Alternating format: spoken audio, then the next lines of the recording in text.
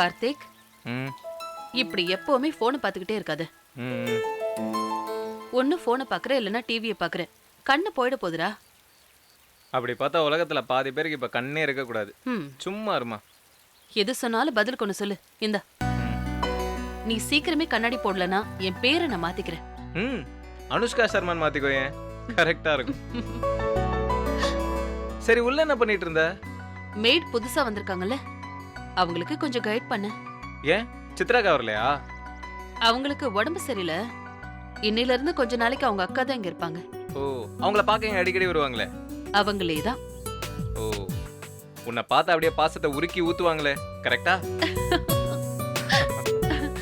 ரெண்டு பேருமே நல்ல மனுஷங்க தான். வேலை பாக்குறோன்னு இல்லாம நம்ம மேல அக்கறையோட இருக்காங்க. உனக்கு எல்லாரோடையும் செட் ஆயிரும்மா. இங்க பாரு, இந்த போட்டோஸ் பாரு. ஆ.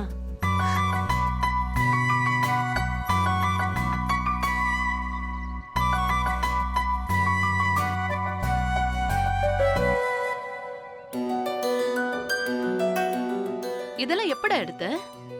நல்லா இருக்கே. ஏன்டா நீ இவ்ளோ போட்டோ எடுத்திருக்க?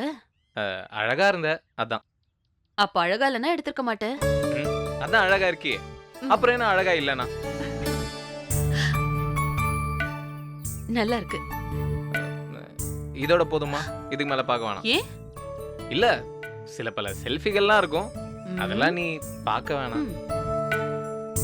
ஆனா ஃபங்க்ஷன் நல்லா இருந்ததுலமா. சில பல டிராஜடிகள், சண்டைகள், அழுகைகள் இதெல்லாம் இருந்தாலும் அதெல்லாம் தாண்டி செம்மையா இருந்தது.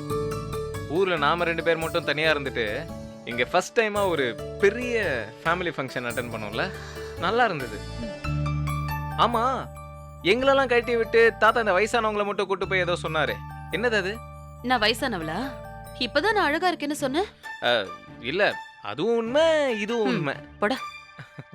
அம்மா, சும்மா சொன்னேம்மா. சொல்ல, தாத்தா என்ன சொன்னாரு? கண்டிப்பா சொல்லணுமா? இப்படி கேட்கும் போதே ஏதோ பெருசா இருக்கும்னு தெரியுது, கண்டிப்பா சொல்லணும். சொல்லு.